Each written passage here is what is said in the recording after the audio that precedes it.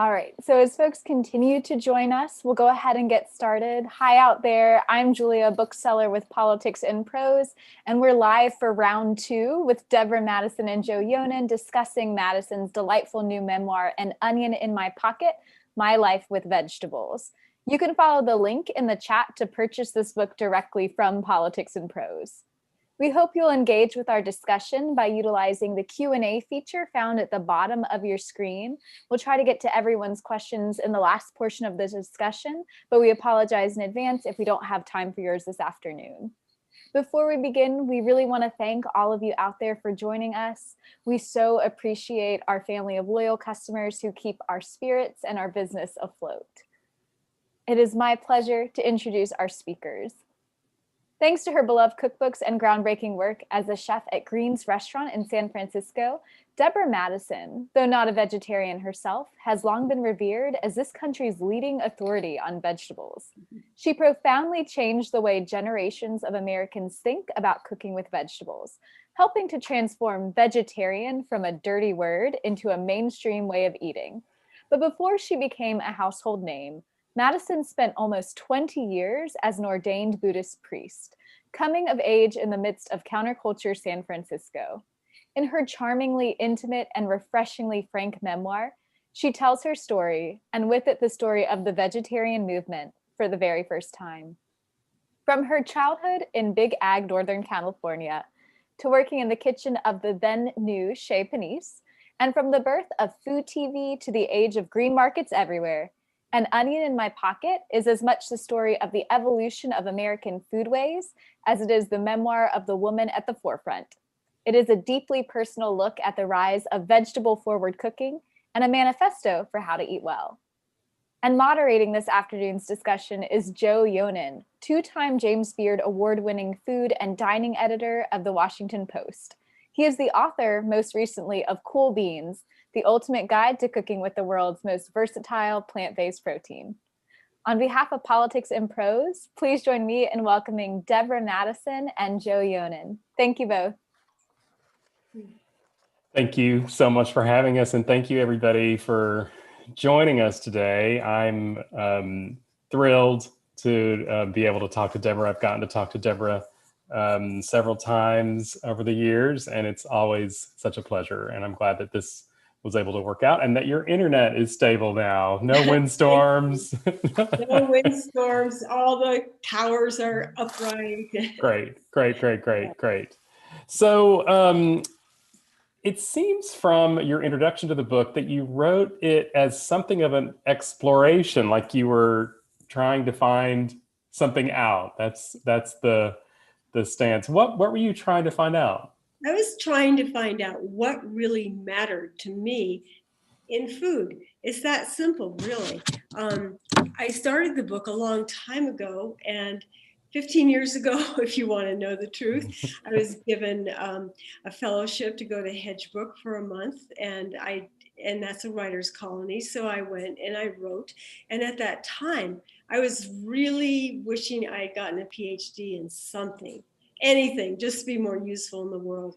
So I started writing this book, and then when I looked at it a year later, I was just horrified. I couldn't stand it, and I thought, "Oh, it's so money-grony. How could I do this?" And maybe what I should do is throw it out. And then I decided, no, I'm going to stay with it, and I'm going to find out what really matters with food for me, and to try to put it in that context instead of the money-grony context that I started in. So how did you go about doing that? How do you explore how do you explore your own life in that way, to answer that question? Well, I don't know what other people do, but since I didn't know how it was going to end, I had to write the whole thing before I found out. And I didn't know. I really didn't know, because I didn't think I'd be dead, when it was published. So it wasn't like an autobiography where you conclude a life. I just went through my life and ferreted out what was important and what had happened, and ended with a chapter which I called Nourishment, which is about deep nourishment, really. about those meals that made a difference because they were offered with generosity and kindness, and that's what mattered, not whether there was meat on the plate or not. Yeah, I'm glad you brought up that last chapter, because it seems to be the one in which you're answering the question that you're kind of raising throughout the book, about what did this all add up to? What did this all mean? Do you want to tell us about some of those? I know we're skipping way to the end of the book, but do you want to tell us a little bit about some of those meals? Well, some of them, two of them, I wasn't even at, actually. It's not until I finished the book that I realized that was the case. But for example, there was the Next Generation Cooks dinner, where I was invited with my husband, Patrick, to a meal of a girl who was going to college the next day. And neither of her parents were there. And she was so capable, and we just thrilled to, actually I was there for that one. We just thrilled to being her guest, and we had all known her and her brother since they were tiny children, or even before they were born. And it was a wonderful experience to see how competent she was and how also generous she was. So that's a meal that stuck in my mind. A lot of them are much simpler. Some of them are more complicated, like my father's last meal. And it wasn't really his last meal, but it was the last time I brought him food. And he had dementia then, but he was able to go through this Rolodex very slowly when I offered him morels, and say, oh yes, that's what that is, I understand. And then all of a sudden he'd be done with it and he'd go on to the next thing. I'm looking through my book, actually. Maybe that's enough. But I mean, I lived in Flagstaff for a while, Flagstaff, Arizona, and I had a wonderful mentor named Ernie Macy. And he was my horseback riding mentor, and he was an old cowboy. And he invited me for lunch one day, and I didn't really want to go because frankly, I was so full and I had so much to do and I had guests coming and so forth. But his invitation was so kind that I accepted, and he made food I would never ever buy or eat on my own. It was an industrial steak fried in salad oil. Ugh, it's disgusting to me. And a zucchini cooked in a whole stick of margarine for about 35 minutes. And I thought, oh, it's going to be horrible. That squash had tasted so much like squash. Oh, the amazing. steak wasn't too bad either. And but mainly what I remembered was his joy and having me over. And when I said, hey, this is really good, and I meant it, he just beamed. And that's why this meal happened a long time ago, but I still remember it because of that. So tell us where the title came from. So what is this onion? What is that onion in your pocket? Why was it there? And what is that onion a metaphor for? Why did you choose to make it the title of the book?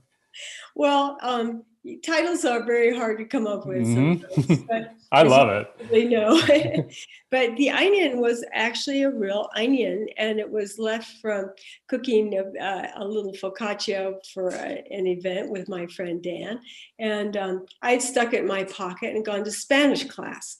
And while I was in Spanish, I took it out in order to find my pen and my pencil, the paper that was underneath it, and people started to laugh.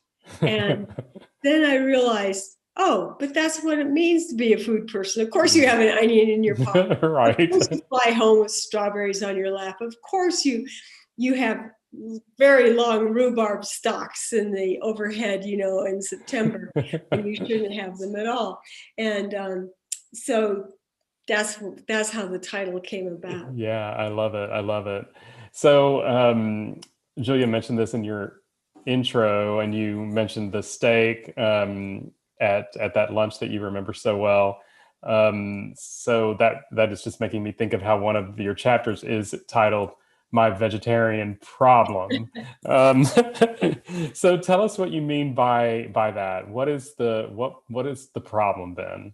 Well, I think the problem is you don't get taken seriously, as an eater, as a cook, as anything, and there are lots of little problems that come up. For example, I was always asked to write about grains and beans. Well, I like grains and beans, and I grow a lot of wheats and things, but and you like beans, I know that. Yeah.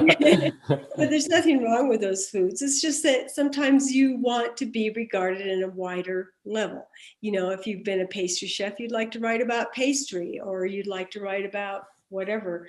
So you're kind of limited in that way. Those are two of the problems. Mm-hmm. Has it caused many issues for you and with readers over the years? The idea that you're writing about vegetarian cooking, but you're not a purist vegetarian? I don't think it has. Actually, in my book, Local Flavors, which I wrote about farmers markets, not about our farmers market, but about the phenomena in general, when there were only 3,000 of them. I think there are 11 recipes for meat because they were occurring then, it was occurring. And the book wasn't about me, it was about farmers markets. No one ever said a word. So I don't know. They might disabuse me of that title, but that would be fine. That's okay. There are plenty of people who cook wonderful vegetables, and I'm not the only one. Of course, of course. Yeah, you write in the book that was your favorite cookbook to write, didn't Well, you? one of them, yeah, that and Yeah. vegetable literacy. And vegetable literacy, yeah. Why did those two stand out for you?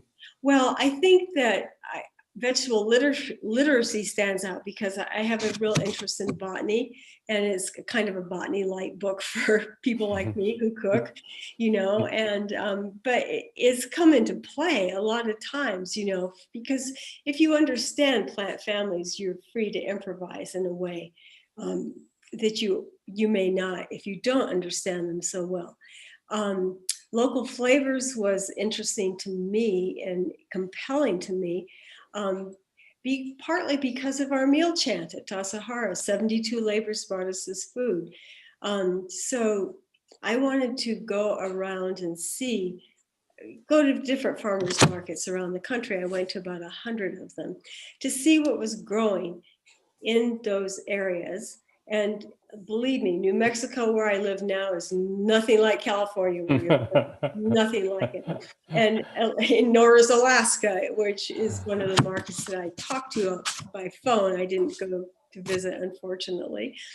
But it was very compelling to me, this whole little thing that happened on weekends. It popped up, and it was all run by volunteers, and nobody got paid, and it was so interesting, and I just felt it was time to write about it. Yeah. So in the book, you also talk about this period of your life. I think you referred to them as the missing 20 years, if I've got that right.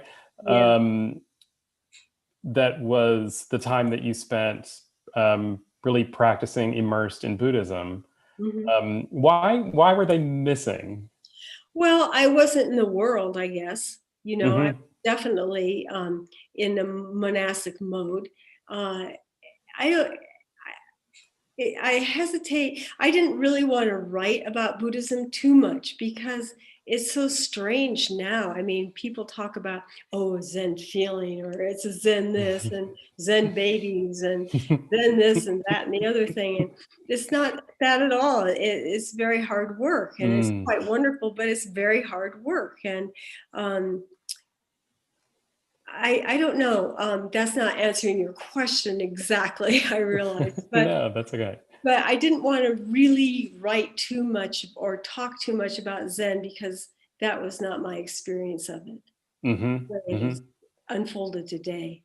So when you first became interested in Buddhism, tell us how that came about. Like, how did you find yourself at the Zen Center? Well, it was a long circuitous route, actually. I first became interested in Buddhism growing up in California and listening to KPFA, which was listener-supported radio out of Berkeley. And Alan Watts and other people would speak, and my father was interested in Buddhism, so he always had that program on. And actually KPFA was the only station we had on in our house, so I ended up listening as well because I couldn't avoid it. But it really did snag me in some way. And years later, I mean, I knew I had to address the fundamental questions of life, but I really wasn't ready to do it just then. You know, I was only 16, 17 years old, and I can't remember, but I was very young. And I was interested in boys and, you know, going steady in clothes and stuff like that, you know. And I thought, oh no, not really. Do I have to do this? Well, maybe not for a while yet. And it was actually quite a while.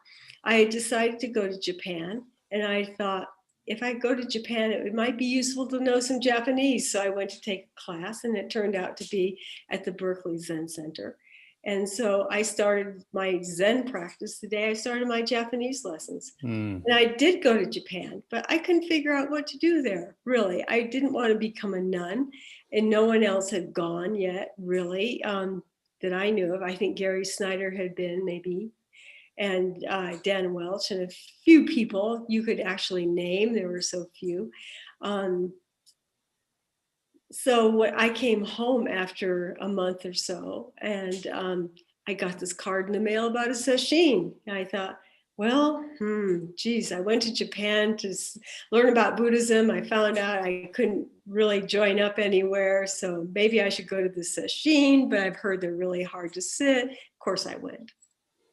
And just for anybody who doesn't know, explain what sesshin A sesshin is a week-long period of meditation, and it's very, very intense. And that sesshin was not, actually, when I think about it now, it seems almost easy because we had dinner at home. We drove across the bridge from Berkeley to San Francisco. It wasn't at all like seeing sesshins I would come to sit, which were much more difficult than this one. But it didn't matter. It was still hard. Yeah, I think that people who have gotten into meditation more recently and, you know, have maybe an app or something on their phone that signals them about how to maybe clear their mind for 5 minutes or 10 minutes, don't really realize what you really had to do, the discipline that it required to sit one of those, right? Oh yeah. Yeah, they're hard. They do push you through some paces, that's for sure. So how did that end up? How did you end up cooking, Deborah? How did you end up getting that job at the Zen Center? Why I got it exactly. I started because usually the role of head cook in a monastery is given to a very, very senior monk, and I was a brand new student, and I got the job because I was the only one that raised my hand at a house meeting. I said, I'll do it. And I didn't even know I was interested in cooking. I was interested in being in control or being close to the source of food because I was nervous about being a vegetarian, to tell you the truth, that I wouldn't get enough to eat. But I did raise my hand at a house meeting. I said, I'll do it. Nobody else wanted to, so I got it. I got the job. Do you still meditate? Just now and then. Mm-hmm. Yeah. No week-long sessions. No, I can't. I can barely cross my legs anymore. So I want to go back a little bit to your parents. Your mother and father had very different approaches to food from what you write. Can you describe them? Sure. I mean, my father was a very generous kind of cook and eater. He was from the Midwest, and food somehow mattered to him. To my mother, it was way on the outside, and which she admitted to. And she came from a Jewish East Coast family, you know, lots of briskets and things. I never ever tasted a brisket until recently, actually. And you know, she didn't like meat, and she didn't have it, and you know, she was very formed by the Depression, I think, and also being from an immigrant culture, even though her family had been here for 3 generations, which is quite a few. I think she felt that. And so for her, the glass was always half empty. For my dad, it was half full. And I never knew what on earth I was. I was just bifurcated. I was really mixed up. Yeah, I was going to ask you, when you look back, how do you think that those two approaches ended up affecting you and the way you think about food? Well, I think we move on from our parents, fortunately, regardless of what they taught us. I mean, I do have some funny stories about my parents, I mean, when my mother would go east in August to visit her family, my dad would drop her off at the airport and come home with grocery bags filled with meat, and suddenly for a week our diet would totally change. We'd have what, short ribs and chicken and dumplings and all these kind of winter Midwestern foods and pies and cobblers for dessert, and for breakfast no more shredded wheat, but we got eggs fried with bacon grease sprinkled over them. And then my mom would come home and it would all disappear, Wow. like it never occurred in the first place. I never even had steak but one time when I was 10, and that came from the university. And we had to fill out a questionnaire when we ate it. Was it gray? Was it tough? Yes, it was gray and it was tough. All of the above. All the above. And I couldn't figure out why it was a big deal for people. I really couldn't. So it's amazing. So when your mother was about to come home, your father just he cleaned like mad and he erased like every piece of evidence, like scrubbing grease off the stove and stuff? I don't remember that, but all I do remember, it was very hot. It was way too hot for that kind of right. It would be 110 degrees outside. This is the Central Valley in California. It's not right in the summer. not Minnesota. Right. Yeah. Right. So of course, one of the biggest moments in your career was the opening of Greens. Tell us why did you want to be involved in that, and what did that experience end up teaching you? A lot, I'm sure. I'm not sure I wanted to be involved in that. I was absolutely terrified, and my only experience was cooking at Chez Panisse, and that's such a crazy experience, that was it. But I knew more than other people. And that was also kind of crazy too. So I got tabbed, you're it, and it was terrifying to me to open Greens. I'm amazed that we did it, but we did it. Not only did you do it, but it's thrived. It's still, well, I don't know what's happening during the pandemic right now, but it's been going strong all these decades later. Yeah. Yes, I know. So what are some of the biggest ways in which you think that the Greens experience influenced the way you cook, the way you write? I mean, it launched your cookbook career too, really, didn't it? Well, in a way it did, because the Greens cookbook was my first book. And then from that, I learned I like to write. And then I went on from there. And now I'm done with recipes, I hope. You never know for sure. I've learned that, if nothing else. Well, how I cooked then was very different from now. In the 80s, I think everybody went out to eat for very different reasons than they go out today, which is mainly to have food that they would have at home if they had time to cook it. Then people went out because it was special. And of course, you ate rich food, and the 80s was a very rich time. Lots of butter, cream, eggs, cheese, and so forth.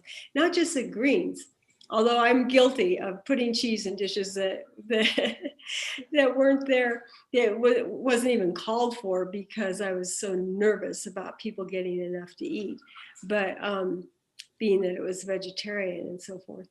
But it was rich. And certain things were de rigueur, which aren't now, like you had to make fresh pasta, you had to have a mesquite grill, and things were on the menu like wilted spinach salad. Whoever makes that anymore? Nobody, but then we had to have it. But we also had things like black bean chili, Why black beans? Because they were so exotic. They were the most exotic bean we had, which I'm sure you appreciate. As were chipotle chilies, which I learned about from Mark Miller at Chez Panisse. You know, I mean, they were really, really rare, and chilies were rare. It's not like today.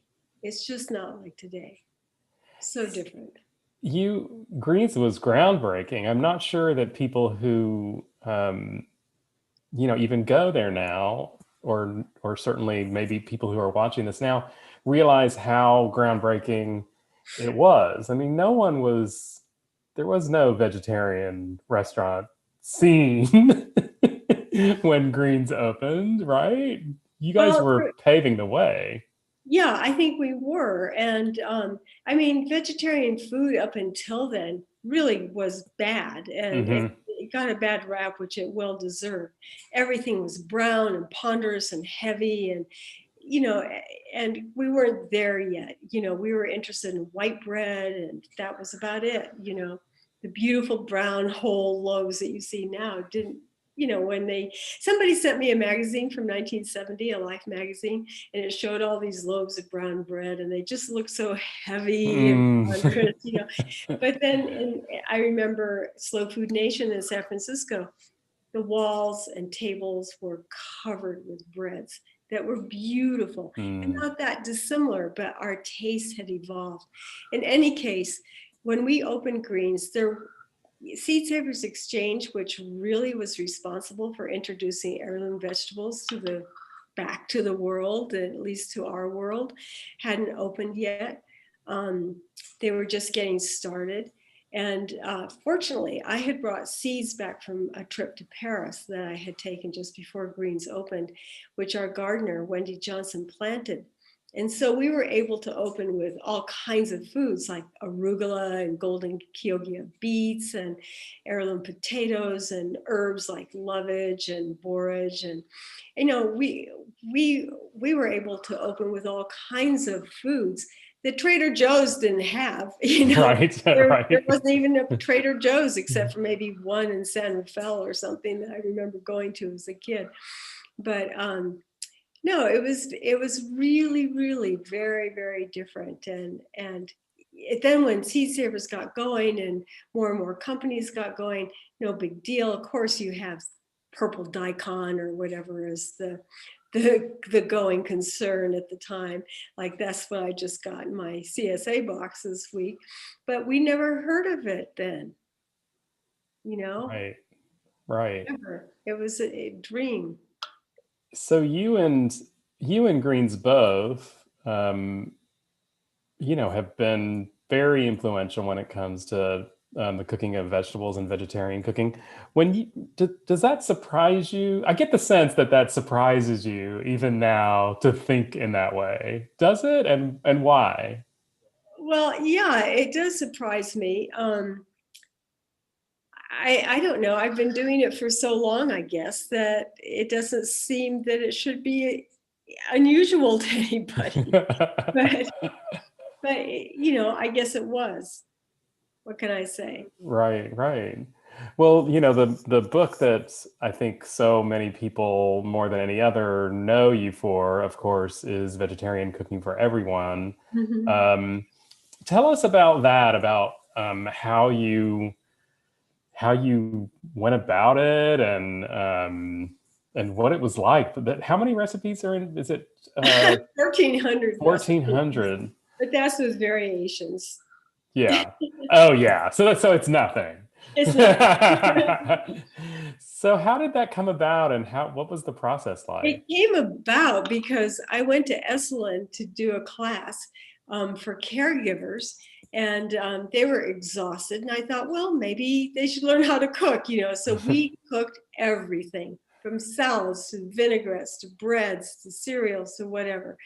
And on the way home, I was thinking it would be so great if all this information were between two covers instead of here and there you got it and put it together.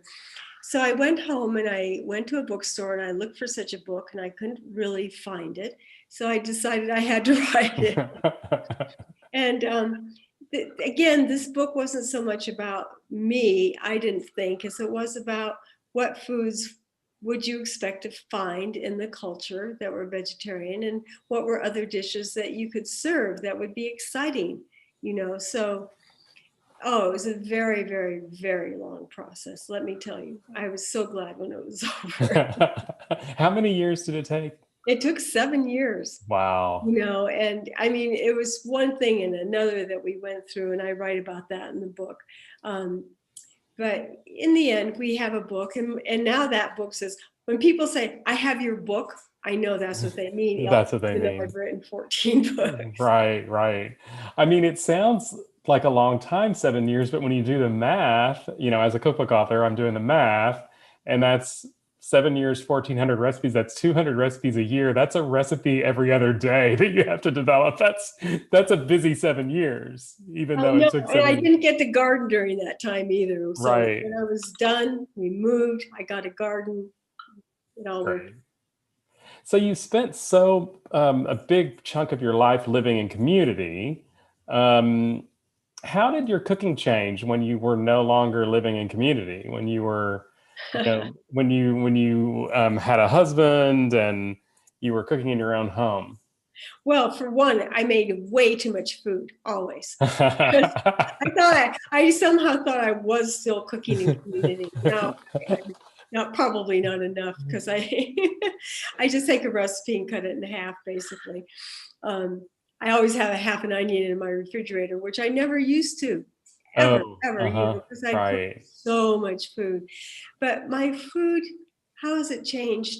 I guess we have to take the pandemic into account, because I've been cooking a lot suddenly, and I'm cooking from my own books, which I've really been enjoying. Oh, great. You never get to do that, as you know. Right. You're writing cookbook, you go on to the next one, and you don't get to spend that time you want with your own cuisine, whatever it is. So I've been doing that. And of course I use other people's books, and I don't know. This is the first year I haven't gone into Santa Fe for the farmer's market. I've gone to El Dorado, which is a lot closer to us. It's a smaller market. But hey, I got what I needed. I get beautiful eggs. I still get beautiful food, when I can. This is the first time I've used the CSA. I've always wanted to be you want to be at the market, right? If you're testing recipes, you need to know what you're getting.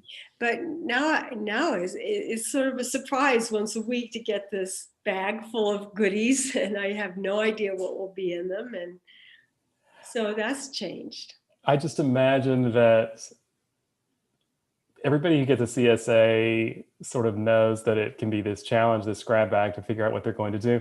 I just imagine that you are the best CSA cook on the planet. you must be. You must be. I don't know. Sometimes, like, I got some green in my CSA bag, which I've never seen before. So I have to try it, and I'll try it, and we'll see how that goes for the first time. But mostly right now, it's a lot of root vegetables. Oh, right. And, I've made it clear I'm not interested in hydroponics. So, I need vegetables that are going to feed us. And so we get a lot of carrots and rutabagas and turnips, and I'm looking forward to parsnips, but I realize there may not be any because they take so long to grow. Unlike carrots. And anyway, I just look up a recipe and deal with it. It's okay. When you have gone back and cooked out of your own books, I'm curious if you have formed any new impressions about your own cooking. Like, are there things that surprised you about your own cooking that you had sort of forgotten about or didn't realize you were doing? I'm not sure. In terms of ingredients, though, I know I have cream in the refrigerator, which I didn't have for years and years and years. And just a little bit here and there is how I use it. It's not a big deal. But I have noticed that I don't have it so much. Dishes are richer than I thought that they were, or that I want to eat all the time. Interesting. Some are, some aren't. It depends on the book I'm using.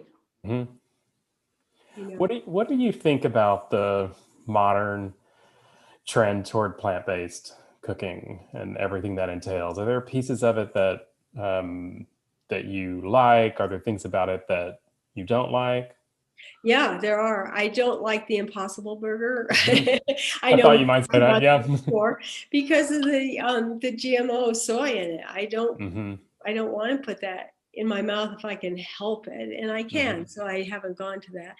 Um, I think a lot of the vegetable forward cooking has been very complicated, more complicated than it really needs to be, especially for people who are just learning to cook now in the pandemic.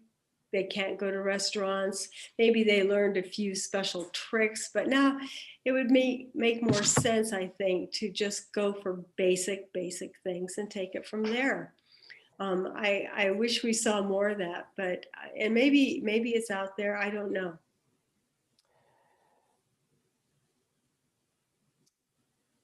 I'm curious a little bit more about hearing about that last chapter that we touched on earlier. Okay. But why? Tell us basically why your definition of nourishment and sort of why you wanted to end the book with that chapter. Well, I guess what I mean by nourishment and deep nourishment is I want to separate myself from the vegetarian or any kind of a food trip. So, Hmm. a diet thing, because I don't think that they're helpful to us. I think that they are problematic actually in a lot of ways. And as I said, the meals that I remembered so much because of the kindness or the care with which they were prepared had nothing to do with there being meat or not meat on the plate. And I guess that's kind of a metaphor for my feeling in general about whether you're vegan or vegetarian or fruitarian or keto or whatever it is. I understand it's very tempting, to get on a diet bandwagon, because of the promises. You'll be happier, you'll be a better person, you'll be wonderful, maybe, but in fact, a lot of those promises don't really keep, and they don't last very long, and we do age, and we get sick, and things go wrong or they go right or whatever. So, but one thing for sure is it makes it much harder to say thank you and just sit down to whatever's being served, and I think that's really important. Hmm. Hmm. A graciousness and a hospitality. Yeah, Hmm. yeah. uh, Hmm. from guests or from hosts, either way. Hmm. Yeah.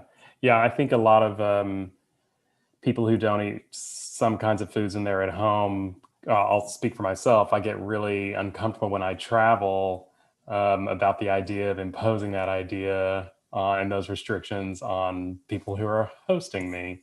It just Mhm. feels so rude to say Yeah. no to somebody's grandmother, right?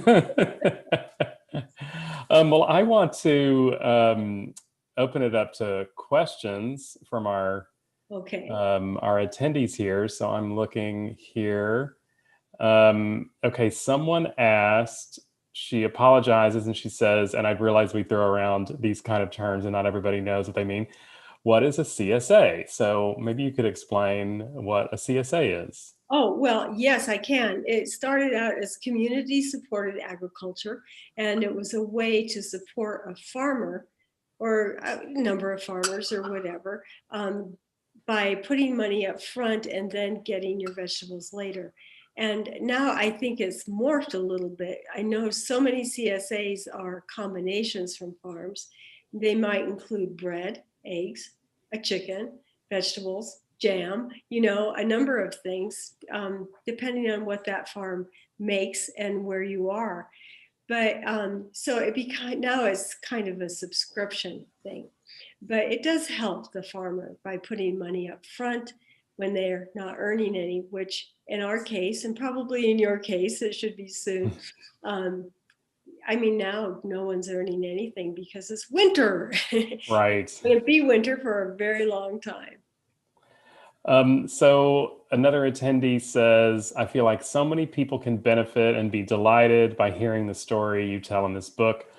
But who do you hope the book reaches the most? I don't know. I hadn't thought about it. I'm sorry to say. Yeah. Yeah. I hadn't really thought about it. I have gotten comments from people who know me, and they're all ages. I mean, from my nieces who are quite young, and my nephew, to people who are my age, and I think they're all interesting, and I'm glad that people have reached out, whoever they are. But I hadn't actually thought about who I wanted the book to reach. Yeah. Well, hopefully it reaches a lot of people. Hopefully. So one attendee says, you say that during the pandemic, in addition to cooking out of your cookbooks, that you have used others. Could you mention some? Sure. I like Ottolenghi's books. I Mm-hmm. go back, I cook out of Paula Wolford, her Grains and Greens, especially. Oh, the Love, Mediterranean Grains and Greens. I do love that book. Yeah. yeah. And I like, I mean, I'm still kind of a Californian, even though I live in New Mexico, in that foods from Mediterranean climates are what inspire me. I just received a beautiful gift of the book Hummus. From Dara Goldstein, and that's a gorgeous book that's all about chickpeas and how they're used throughout the Levant. And what else do I like? I don't know. It's hard to say. I mean, I also live with a man who grew up eating a lot of meat and who sometimes says things like, could you make a corn dog? And I say, what's a corn dog? I've never had one. So then I have to go to YouTube and look up how to make it, and then grind some corn in my mill. And actually, Oh, in the end, it's pretty tasty, but it looks a lot like a chili relleno. I bet it's tasty when you're grinding your own corn. For a minute there, I almost said, Deborah Madison's going to YouTube to learn how to make a corn dog. She's just like the rest of us, but then you grind your own corn. So someone asks, what are some ways to overcome quarantine cooking fatigue? Oh, I don't know. I wish I knew. It's tough, isn't it? I feel it too. I feel it too. I mean, you know, we have pizza. We go out for pizza, or we get a takeout pizza one night a week, and I think it'll be tonight. And that I look forward to. Mm-hmm. We have Friday nights are always for baked potatoes, and we didn't have any Great. baked potatoes this week, so we had sweet potatoes instead. And that was okay. Like roasted stuff, like Yeah, with it was just sweet toppings and potatoes, stuff. and I made, yeah. Yeah, oh, that's great. And I can't, it helps to have a couple of things that are regular that you're Mm. doing, you know, like if it's a baked potato night, or it's this kind of night. I mean, I think Judy, whose house I'm at, said young people don't know about planning meals so much. Mm. And I think planning is helpful. Like, I really look forward to Friday nights or baked potato nights because I know what I'm going to make. Yeah, right. And it's going to be simple. And I have some greens in my garden that I'll go pick, and we'll have potatoes, and we'll have a glass of wine and whatever. But it's hard. It's really hard to overcome the fatigue. I feel it too. And I sympathize. And I hope that those suggestions help you. Yeah, I was thinking recently about how my mother, she had 7 or 8 things that she made, and she just rotated through them. And I feel like people, it's a little disingenuous to say this as people who have written cookbooks that are suggesting hundreds and hundreds of things for people to try, but there's part of me that just thinks people need to just get their repertoire of whatever, half a dozen things, and just put it on repeat for a while. I think that that's okay. Yeah. I agree with you on that. Yeah. Yeah. Let's see. I'm looking at the chat button too, which is a little different. Okay. Okay, here's a question that says, there's been a lot of backlash as of late that calls out how the vegetarian and vegan movements have excluded marginalized populations like Arctic indigenous populations and people in food deserts. How do you see yourself and your legacy in relation to this critique? Well, I'm not a vegetarian, first of all. Right. So that probably helps. And I suspect that's true. It's really hard where there are food deserts to be able to expand your diet or to mostly vegetables. Um, where my legacy is, I have no idea. I don't know. Should I? I don't know either. It's a tough question. I do think that people get worried. I think that there's a lack of cultural sensitivity that can happen with plant-based cooking, just like any other kind of cooking. Or But I any feel other like, kind of anything. or There's any other kind of cultural anything, insensitivity. right? You have to be respectful. Let's see. Despite the exponential rise of plant-forward eating and cooking, we still face a lot of environmental consequences, not to mention COVID-19 outbreaks from meat packing plants and large-scale industrial agriculture. Do you have any thoughts or suggestions about best practices for conscientious cooking? Yeah, I do. Yeah. I do have some thoughts, and I share that fear actually. So if I buy beef for my husband, a steak or something, or the hot dogs to make corn dogs, I make sure as much as possible that it's grass fed, it's grass finished, it's local, or it's Nyman Ranch, which I tend to trust, or something like along those lines. I think it's really important to do that.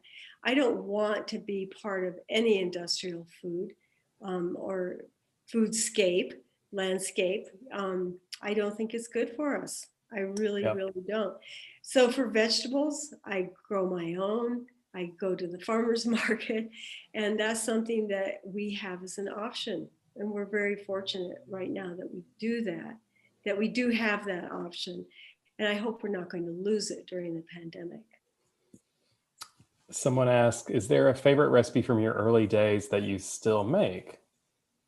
Yes, there is actually, but I only have about 3 weeks a year I can make because our season is so short for tomatoes and eggplant. But it is an eggplant gratin with tomatoes in it, and it's a Richard only recipe, I believe. It's been a long time. I know I used to make it at Greens. It has a ricotta custard on top with saffron in it, and it's delicious. I've had to modify it a lot since living here to use canned tomatoes instead of fresh if we don't have them, because we probably don't have them. And and then it becomes more of a cake that you can slice and serve, which is good. Anyway, I do love that recipe, and it's one I cooked. I started at Greens, and I still make it. What book is that in? It's in a lot of books, actually. Oh, cool. Okay. And I think it's in my kitchen, which is okay, great. Great. Well, it's a Greens cookbook. Let's see. Okay, someone asks, are there any vegetables that you hate? No. No. I like them all. I don't hate anything. Here's sort of the opposite question. Someone asks, I've always loved your idea that it's important to know the names of different fruits, vegetables, etc. I have labels next to the different local apples in our fruit bowl. I love that. Are there kinds of apples you particularly love? And what about with other produce like chilies? I like our native chili. I'm in the north part of New Mexico, and we have a land race, what we call our native chili, which is very twisty and small, but it can be very hot or it can be very sweet. And I tend to prefer those to the hatch chili, which I know has gotten famous, yeah. and so forth and so on. And as for apples, that's wonderful. I love that you do that. I actually sometimes write right on the fruit or the potato or whatever it is, the name. I like Ashmead's kernel a lot. My dad used to send me apples. It's hard here to find a good apple. I like a Macoun. I love that great big, what's it called? I always ask for it, and I never can find it anymore at the market, but Wolf River.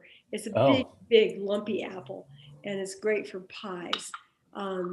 So there are three right there. Yeah, great. I mean, I Thank could you. go on once I get warmed up.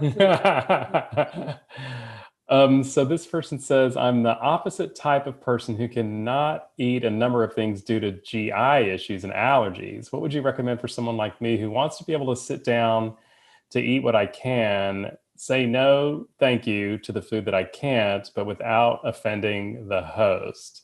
I've never found a way to not offend. Well, it seems to me that your reason is physical and it's very compelling, and sometimes the host has to just accept that. And you can say yes to everything and then not eat it, or or just bypass those foods you can't eat. I don't know.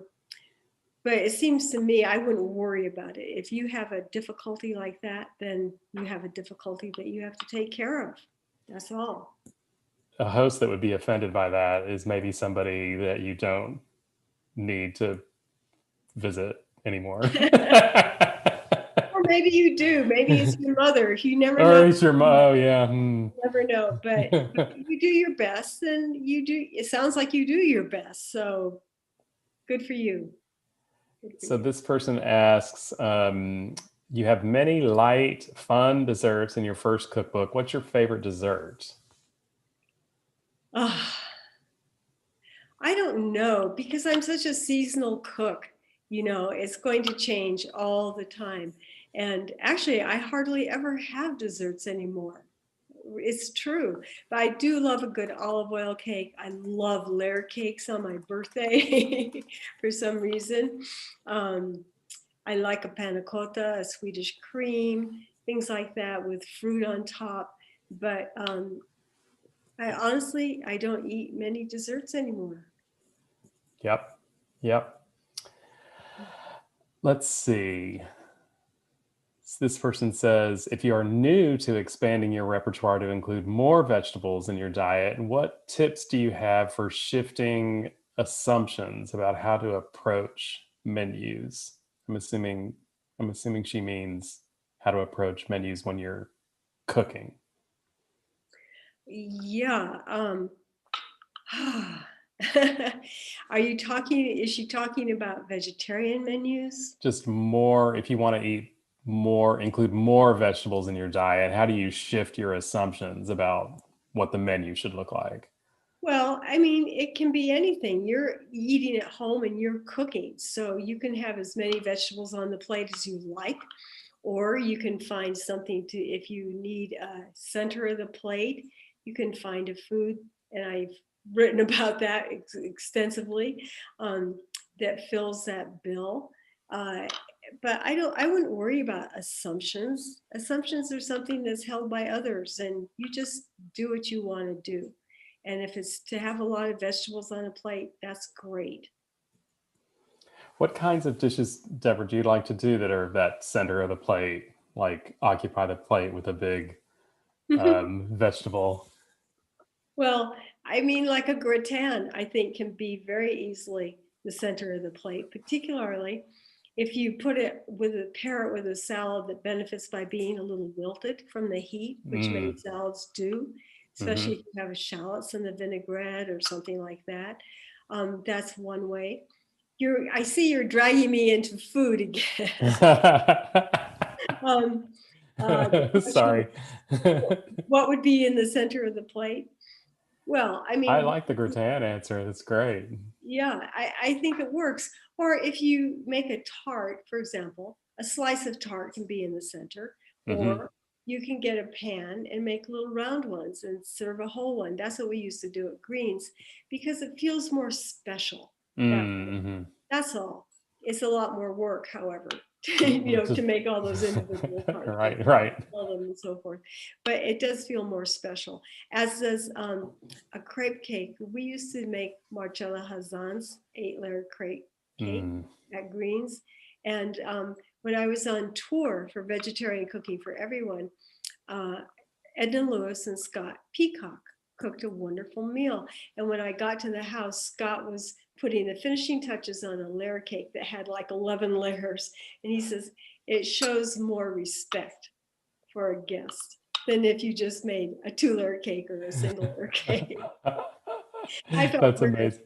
And I felt very honored that they had gone to that trouble to do that. But, I think the same is true of making gratins as individual gratins, or tarts as tarts, or even many layer crepe cake can be gorgeous. Souffles in the form of roulade is very easy. You roll it up, or you can stack it with a filling. That commands the center of the plate.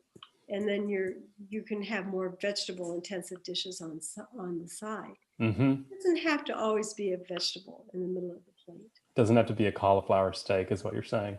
No, but that works too. Yeah. I know some people think that they don't love them, but I love them. I actually like them too. And yeah. I eat them with romesco sauce and lots of parsley and capers. Oh, what could be better than that? So good. This person just has a very nice comment. Greens was a fabulous eating experience for me, probably the first vegetarian restaurant I ate in, and ever since I have loved cooking using your recipes. Thank you. Very nice. Thank you very much. And then we probably have time for one more question. And this person says, what are some cooking ideas and techniques you've learned from other chefs that changed the way you cook?